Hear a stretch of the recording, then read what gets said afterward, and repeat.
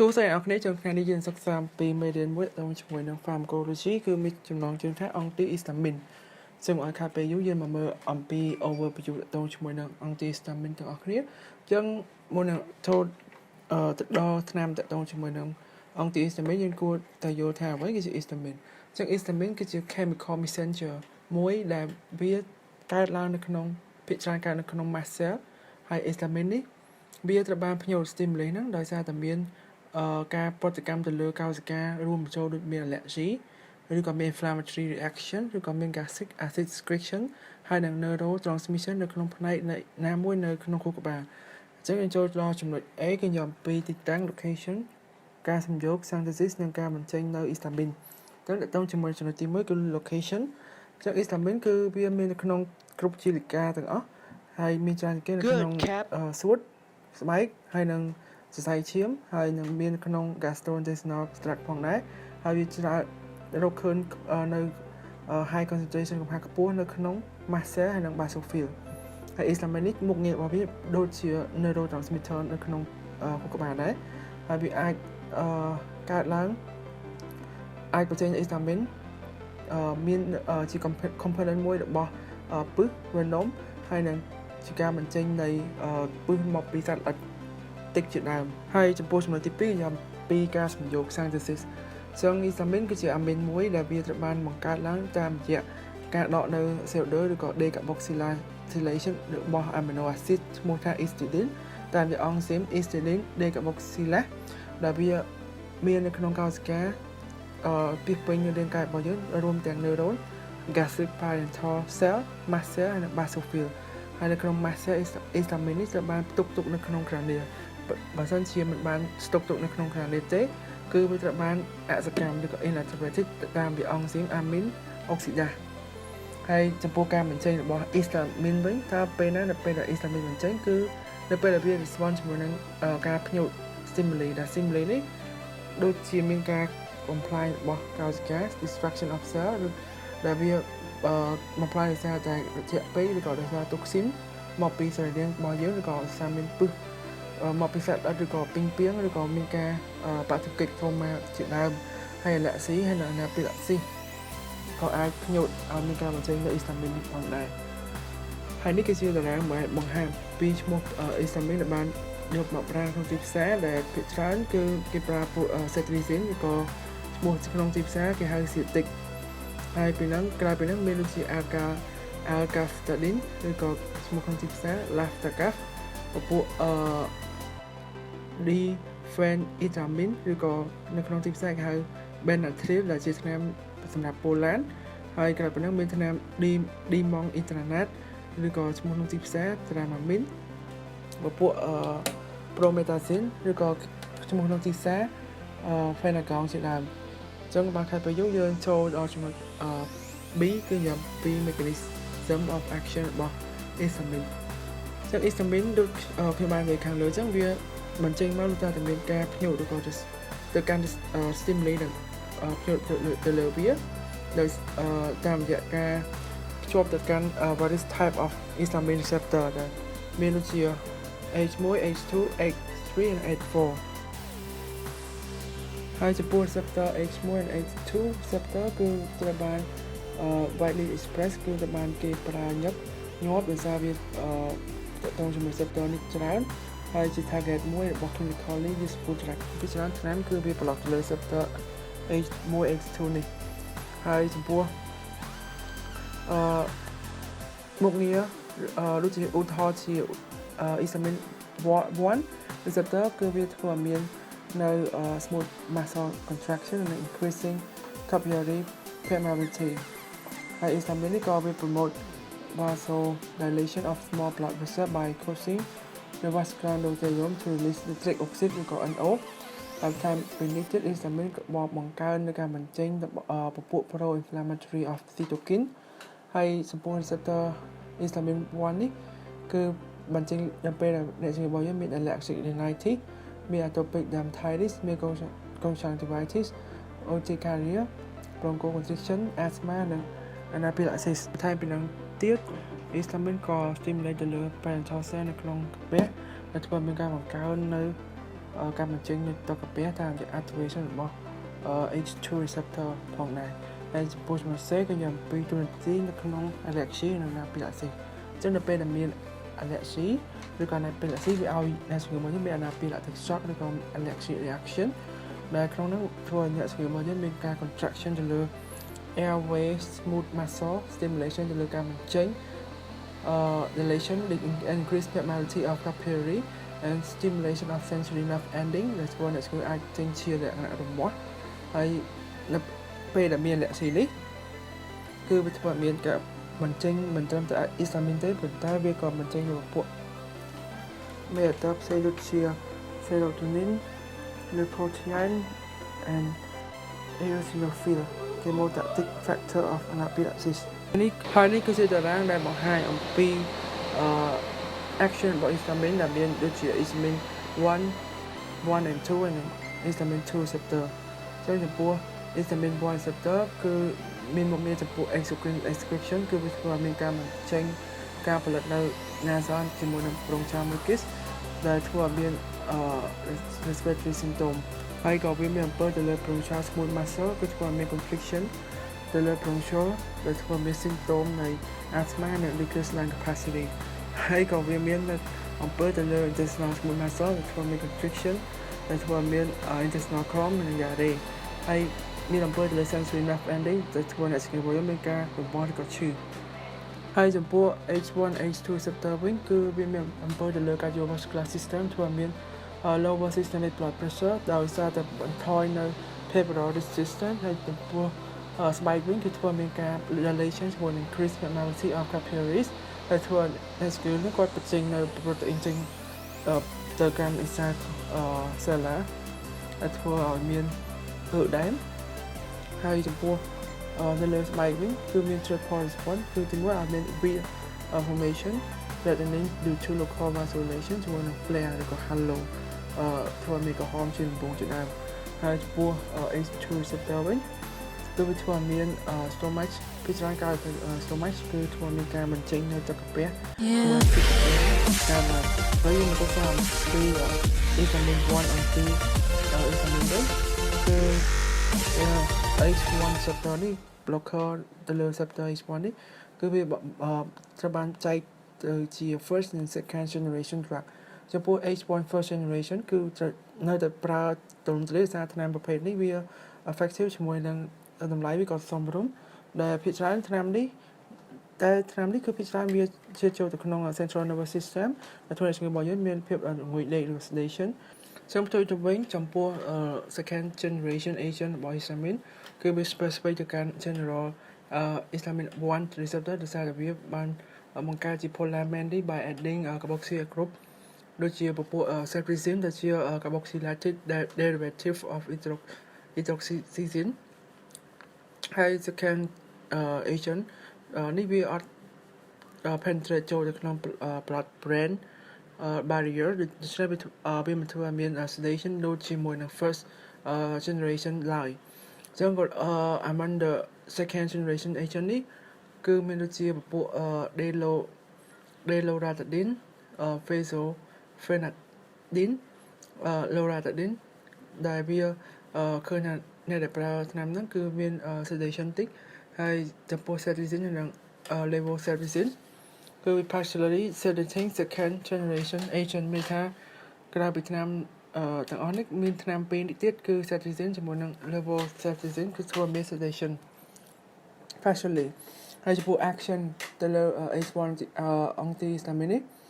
គឺវា much more effective គឺភាគច្រើនគេប្រើវាក្នុងការទប់ស្កាត់ទៅលើ symptom ប្រសើរជាងក្នុងការព្យាបាល symptom នៅពេលដែលមាន symptom ហើយ effect របស់វាគឺវា block ទៅលើ receptor H1 receptor ដើម្បីកុំឲ្យមានH1 receptor នេះមាន action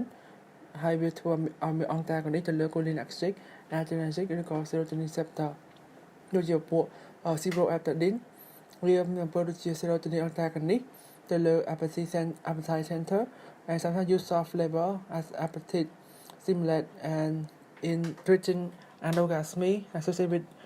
use of selective serotonin reuptake inhibitor ហើយ antihistamine ដូចជា anti-elastin ហើយនិង ketotifen ក៏មាន no muscle stabilizing effect in addition to their histamine receptor blocking effect ហើយចំពោះចំណុច B គឺជាអំពី therapeutic use ក្នុងការប្រើនៅ histamine 1 H1 នេះគឺប្រើក្នុងករណីទី1គឺ allergic និង inflammatory condition គឺ carbon receptor blocker គឺមានផលប្រយោជន៍ក្នុងការព្យាបាលនិងការទប់ស្កាត់ទៅលើ allergic reaction ដែលវាបណ្ដាលមកពី antigen acting on immunoglobulin E antibody ហើយក្រៅពីនេះយើងឃើញថាពួក acetylcysteine ដែលគេប្រើជា ophthalmic antihistamine ហើយនៅឆ្នាំផ្សេងទៀតគឺមានប្រយោជន៍ក្នុងការព្យាបាលនៅ allergic conjunctivitis ទោះបីជាយ៉ាងណាក៏ដោយក៏ H1 receptor blocker នេះគឺវាអត់ត្រូវបានឲ្យប្រើប្រាស់នៅក្នុងការព្យាបាលក្នុងករណីមានប្រងឈប់ asthma ដោយសារតែ epinephrine វាមាន action ទៅលើ smooth muscle ដែលវាផ្ទុយមានអំពើផ្ទុយទៅកាន់ជាមួយនឹង histamine ហើយ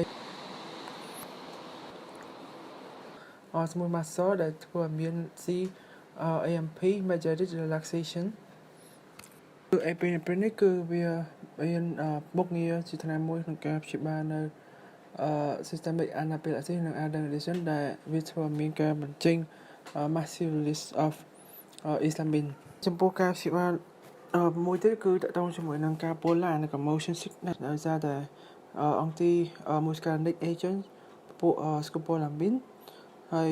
certain H1 receptor blocker ដូចជាពួក diphenhydramine dimetindranate cyclizine maclizine និង promethazine គឺ most effective agent សម្រាប់ការទប់ស្កាត់ទៅលើ symptom របស់ motion sickness ដោយសារតែ H1 receptor ពួក diphenhydramine ក៏មាន anti muscarinic agent ផងដែរហើយក៏ពួកវា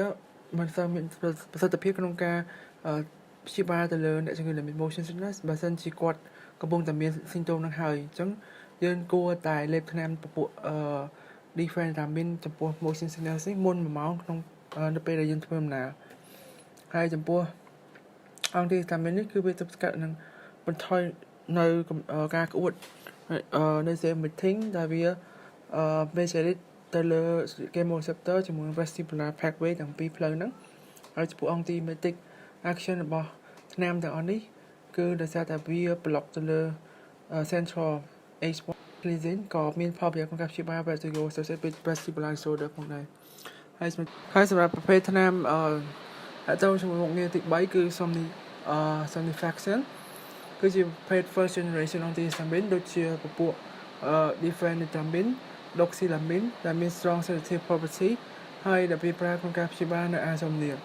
ហើយចំពោះចំណុច C ធំគឺយ៉ាងពី pharmacokinetic ចឹងចំពោះ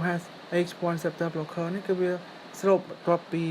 លេបទៅតាមមាត់ oral administration maximum serum level គឺលេខនៅរយៈពេល1ទៅ2ម៉ោងហើយ average plasma half life is 4 to 6 hours លើកលែងតែពពួក maclizine ហើយនៅ second generation agent ដែលវាប្រើដល់រយៈពេលពី12ទៅ24ម៉ោងហើយចំពោះ first generation H1 receptor នេះដែលវា blocker ទៅរួមបញ្ចូលទាំង central nervous system ដែល all first generation H1 antihistamine ហើយនិង some second generation H1 administration ដូចជាពួកdesloratadine ហើយនិង loratadine ដែលវាត្រូវបានធ្វើ metabolize តាម the apathetic cytochrome P450 system ហើយចំពោះ ceftriaxone ជាមួយនឹង levoceftriaxone វិញគឺវាបញ្ចេញ lightly unchained នៅក្នុងទឹកនោមជាមួយនឹងphasophenadine ដែលវាត្រូវបានបញ្ចេញ unchained នៅក្នុងលាមកចំពោះ duration of action for many other antihistamine គឺរយៈពេល24ម៉ោងដែលយើងអាចឲ្យគាត់លេបមួយថ្ងៃមួយគ្រាប់ហើយចំពោះ acetylcysteine olopatadine ketotifen atorvastatin vapotactin ហើយនិង amortactin គឺវា available in ophthalmic formulation ដែល allow for more targeted tissue delivery ចំពោះ acetylcysteine និង olopatadine គឺវាអាចប្រើក្នុង intranasal formulation as well ចំពោះ adverse effect ចំពោះ H1 antihistamine នេះគឺចំពោះ first generation គឺវាមាន low specificity វា interaction not only histamine receptor ប៉ុន្តែ ก็มีลำเปอร์จะเลมุสการในโคลินาสิกพองในให้ก็มีลำเปอร์จะเลกลายเป็นก็มีลำเปอร์จะเลอาจจะได้จากเซปเตอร์หนังสือตัวนี้เซปเตอร์ให้สัมปัวสาฟคลาก็อาจที่อันเดอร์เซปบอสเหมือน other maybe of therapeutic values สัมปัวaspect ที่មួយគឺ sedation ដូចជា first generation H1 antihistamine ហើយពួក chlorpheniramine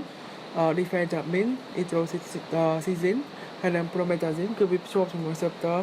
H1 ហើយនឹង block ទៅលើ neurotransmitter ដែលមាន effect ទៅលើ histamine នៅក្នុង central nervous system ហើយ diphenhydramine នេះគឺធ្វើឲ្យមានបរិយារក្សា hyperactivity in young children ហើយ other central action ដែលមានដូចជាពួកដូចជាមាន fatigue dizziness lack of coordination and tremors sedation គឺជា less common មួយនៅចំពោះ second generation drugs ដោយសារតែវាអត់មានចូលទៅក្នុង central nervous system ហើយចំពោះ second generation H1 antihistamine គឺវា specific សម្រាប់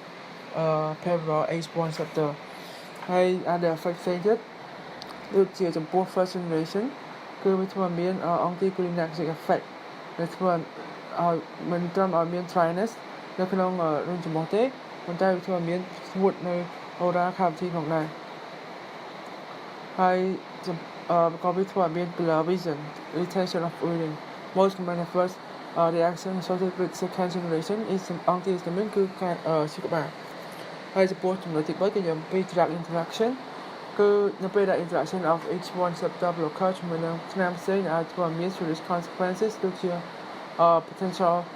potentiation of effect of other central nervous system depression ដូចជាកុហកជាដើមហើយចំពោះអ្នកជំងឺដែលមានបានលេបនៅពួកថ្នាំ monoamine oxidase inhibitor គួរតែមិនលេបគួរតែជៀសកុំឲ្យលេបនៅ antihistamine ដោយសារតែពួក monoamine oxidase inhibitor នេះវាអាចធ្វើឲ្យមាន exacerbate ទៅលើ anticholinergic effect របស់ antihistamine តាមពីនេះ first generation antihistamine ដូចជា diphenhydramine និងផ្សេងថ្នាំផ្សេងទៀតជាមួយនៅ anticholinergic ឬក៏ antimuscarinic action វាអាចបន្ថយនៅ effectiveness របស់ cholinesterase inhibitor ដូច្នេះដូចជាពួកថ្នាំ donepezil rivastigmine និង galantamine ដែលប្រើចំពោះអ្នកដែលមាន Alzheimer ហ្នឹងគឺនៅពេលប្រើថ្នាំ antihistamine រួមជាមួយហ្នឹងធ្វើឲ្យ effect ថ្នាំទាំងអស់នេះថយចុះចំពោះការករណីដែលលេបអ្នកជំងឺលេបនៅ antihistamine H1 លើសកម្រិតគឺវាធ្វើឲ្យមាន acute poisoning នេះជាផ្សេងចំពោះក្មេងដែល most commonly and injurious effect របស់ acute poisoning គឺវាប៉ះទៅលើ central nervous system ដែលមានរួមមានสิ่ងដូចជា hallucination Simon, Jazia and convulsion បើសិនជាអព្យាបាលគឺអាចមាន experience ជា dyspneic coma and collapse of the cardiorespiratory system ហើយចំពោះចំណុច antihistamine វិញឬក៏ 2 receptor blocker វិញគឺភាគច្រើនគឺវាភ្ជាប់កុំឲ្យមានការបញ្ចេញនៅទឹកអាស៊ីតជាមួយនឹង cyclic នៅក្នុងកាពះហើយធ្វើឲ្យឈាមរបស់យើងមាន UCR ជាមួយនឹង heartburn ដូច្នេះ anti-H2 នេះត្រូវបានប្រើដើម្បីព្យាបាលជំងឺដូចជា UCR ជាមួយនឹង heartburn ហើយនេះគឺជារូបភាពដែលបង្ហាញពីប្រភេទថ្នាំដែលបានប្រើតែមានឥទ្ធិពលតិចតួចទៅលើ sedation ជាមួយនឹងថ្នាំដែលប្រើក្នុងករណី polar អញ្ចឹងចំពោះ first generation ថ្នាំដែលឲ្យមាននៅ sedation គឺពួកដូចជាពួក brompheniramine ពួក chlorpheniramine ពួក clemastine ហើយចំពោះថ្នាំដែល polar គឺអាចប្រើពួក secretin ពួក diphenhydramine ពួក dimetindene ក្រៅពីហ្នឹងទៀតយើងមើល second generation ចំពោះថ្នាំដែលនៅក្នុងស្ថិតនៅក្នុង second generation គឺច្រើនអត់ឲ្យមាននៅ sedation ប៉ុន្តែមានថ្នាំខ្លះក៏ឲ្យមាន sedation តិចតួចដែរដូចជាពួក acribastine ពួក cetirizine ពួក levocetirizine ជាដើមហើយរូបខាងស្ដាំនេះគឺបង្ហាញអំពី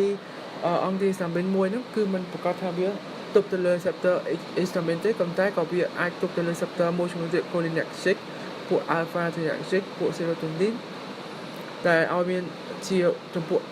cholinergic ឲ្យមានសារ effect ទៅលើ dry mouth urine retention ជាមួយនឹង sinus tachycardia ចំពោះទប់នៅក្នុងករណី alpha adrenergic វិញគឺធ្វើឲ្យមាន hypotension dizziness reflex tachycardia បើសិនជាទប់នៅលើ serotonin ធ្វើឲ្យមានការឡើងនៃការចង់ញ៉ាំ appetite ឡើងខ្ពស់ហើយបើទប់ទៅលើ antihistamine H1 គឺបន្ថយនៃការលាកដោយសារតែ allergic itching sneezing and rhinorrhea ធ្វើឲ្យមាន neuropathy transmission នៅក្នុង central nervous system ថយចុះ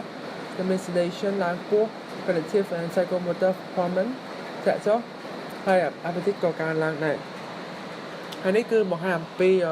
adaptive potential ដែលធ្វើឲ្យអ្នកជំងឺរបស់យើងមាន drowsiness និងអ្នកជំងឺដែលប្រើនៅ second generation របស់ H1 receptor គឺពិចារណាពពុះ ceftriaxone នេះឲ្យមាន sedation ខ្ពស់ជាងគេតមក levoceftriaxone